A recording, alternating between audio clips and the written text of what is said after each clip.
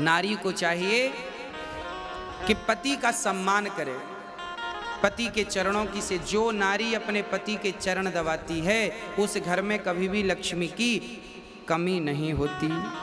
इसलिए आप अपने अच्छा कई बार ना आजकल क्या होता है, पति पत्नी के रिश्ते बड़े कमजोर हो गए हैं। पत्नी आई पढ़ी लिखी, पति भी पढ़ा लिखा, पत्नी भी 50,000 रुपये महीना कमाती है, पति भी 50,000। एक दिन पति ने कहा सुनो जरा यहाँ आओ, जरा ये देखो तुमने ये गलती की, ये किया। अब कुछ उसको कह दिया उसके पति ने कि तुमने ये गलत किया है, ये ठीक कर लो, ऐसा कर लो। वो गुस्सा हो गई। ज़्यादा उपदेश मत दिया करो हमें, हम भी कम पढ़ी लिखी नहीं है, तुमसे ज़्यादा कमाती हैं। अरे भाई पत्नी भी कमा रही है, पति भी कमा रहा है, बात बुरी नहीं है। पर पत्नियां कमा कमा करके यदि ये कहने लग जाएं कि हम कमा रही हैं तो क्या होगा? तो क्या आपके रिश्ते चल पाएंगे? हाँ, दोनों कमाएं अच्छी बातें हैं, पर दोनों अपनी अपनी कमाई की एक दूसरे को अकड़ ना दिखाएं। कमाओ अच्छी बात है, अकड़ थोड़ी दिखानी है। रिश्तों में अकड़ ना हो, रिश्तों में अहंकार ना हो। पत्नी सोचती है मैं इनसे श्रेष्ठ हूँ, पति सोचता है मैं तुझसे बड़ा हूँ। ना, तुम दोनों में से कोई बड़ा छोटा नहीं है। साइकिल में 2 पहिए हैं, अब आप ही बता दो कौन सा जरूरी है और कौन सा जरूरी नहीं है। यदि आगे वाले पहिए की जरूरत है तो पीछे वाले की भी उतनी ही जरूरत है, और पीछे वाले की जरूरत है तो आगे वाले की भी उतनी ही। कोई 49 नहीं है और कोई 51 नहीं है, दोनों 50-50 हैं, बराबर बराबर। तो पति और पत्नी जीवन में जब बराबर का काम करते हैं और बराबर का सम्मान पाते हैं तो वो रिश्ते बहुत अच्छे होते हैं, वो गाड़ी बहुत लंबी जाती है। जिनके घर में जो पत्नी अपने पति का सम्मान करती है और जो पति अपनी पत्नी का आदर करता है। कई बार पुरुष पत्नी को कहता है कि सुनो हम तो बाहर जाके कमाते हैं, तुम तो घर पे पड़ी रहती हो, कोई काम तो करती नहीं हो, बस बना के खिला देती हो, बस वो कहती रहती हो दिन भर काम करते, दिन भर काम करते। तो पुरुष लोग ना पत्नियों को ताने मारते हैं कि हम तो कमाते हैं, तुम तो घर पे पड़ी रहती हो, घर का ही काम करती हो। ना साहब, जरा एक बार तुम घर का काम करके देख लो। जितना आवश्यक बाहर का काम करना है उतना ही आवश्यक घर का काम करना है। इसका तात्पर्य यह नहीं है कि आप बड़े हो गए क्योंकि आप तो पैसा कमाते हैं। इसका तात्पर्य यह नहीं कि पत्नी छोटी होगी क्योंकि वो घर की दाल रोटी बना रही है। ना, बाहर का काम यदि आवश्यक है तो घर के काम भी आवश्यक है। हाँ, आपके घर पे कोई आएगा तो आपसे ये नहीं पूछेगा साहब आपके बैंक में बैलेंस कितना है। जब कोई आएगा तो वो आपके घर आकर जब आएगा तो आपकी पत्नी उसे पानी पिलाएगी, चाय पिलाएगी, भोजन कराएगी। वो जाएगा तो कहेगा वाह हम फलाने के घर गए थे, बड़ा सम्मान मिला हमें, बड़ा आदर मिला हमें। और ये आदर सम्मान बिना पत्नी के आप पुरुष कभी किसी को दे नहीं सकते। यदि आप किसी का आदर सम्मान घर पे करते हैं तो उसमें सहभागी आपकी पत्नी बराबर की होती है। आपके घर में कोई अतिथि आ जाए, चलो माना कि हम आपके घर पे आए, पुरुषों के घर हम आपके घर आ गए, तो क्या आप हमें चाय बना के तुरंत दे देंगे, पानी दे देंगे, कुछ नाश्ता आप करा देंगे? अरे भाई कुछ तैयारी आप करेंगे तो कुछ तैयारी आपकी पत्नी करेगी, अर्धांगिनी करेगी। तो आप दोनों बराबर हैं, एक दूसरे की जरूरत दोनों को है। पति मोबाइल सेट है तो पत्नी सिम कार्ड है। दोनों की आवश्यकता, अकेला मोबाइल क्या करेगा और अकेली सिम क्या कर लेगी? तो पति तो मोबाइल है और पत्नी सिम कार्ड है, सिम है। जैसे मोबाइल के भीतर सिम होती है ऐसे घर परिवार के भीतर ही तो नारी होती है।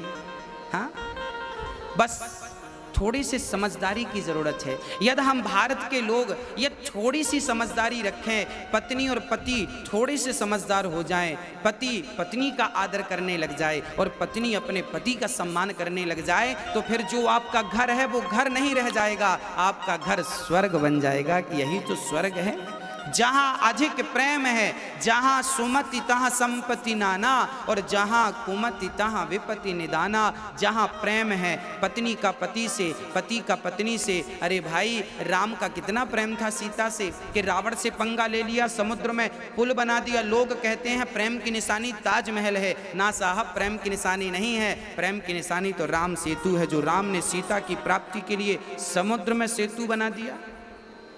और सीता के सिवा राम ने कभी पराई नारी को नजर उठाकर नहीं देखा।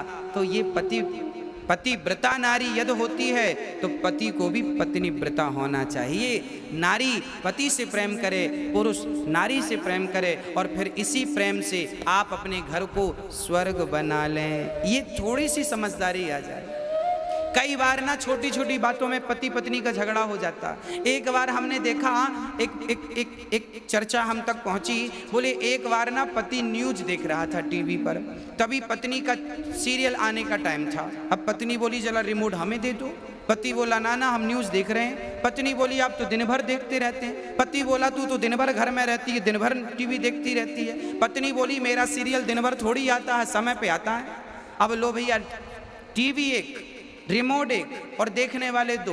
अब तो झगड़ा होगा, माथा फोड़ी होगी, अब लड़ो आप। ये समाधान नहीं है।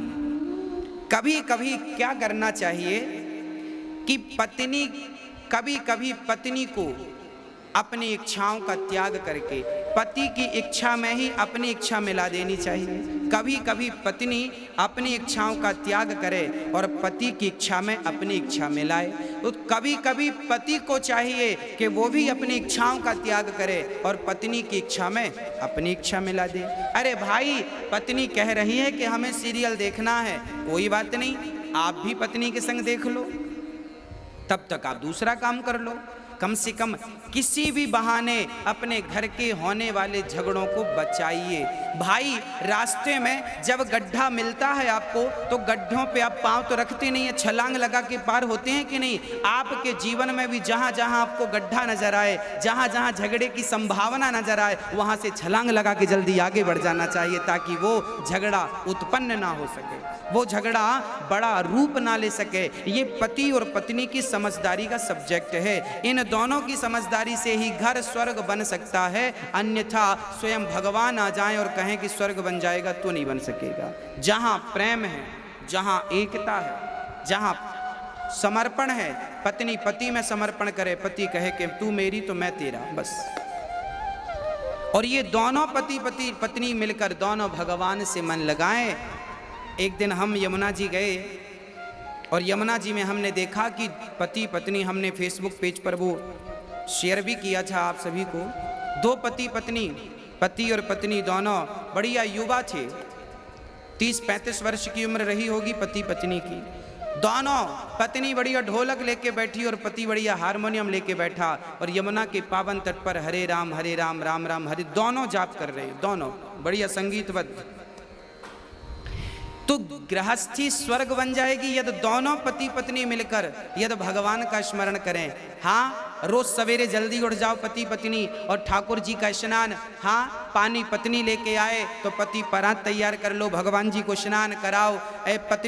पति ठाकुर जी को थाली पर बिठाए तो पत्नी ऊपर से जल डाले, तो पति ठाकुर जी को घिस घिस के नहलाए। मतलब भगवान की सेवा दोनों लोग करो, पति पत्नी मिलकर करो, फिर देखो आपका घर क्या होता है, स्वर्ग हो जाएगा भगवान। इसलिए दोनों पति पत्नी मिलकर, दोनों जब ठाकुर जी की आरती उतारो तो दोनों हाथ लगाओ आरती में और प्रेम से दोनों जन गाओ, ओम जय जगदीश हरे, स्वामी जय जगदीश हरे, भक्त जनों के संकट क्षण में दूर करे, ओम जय जगदीश हरे। मात पिता तुम मेरे, शरण गहूँ मैं किसकी, स्वामी शरण पढ़ूँ मैं किसकी,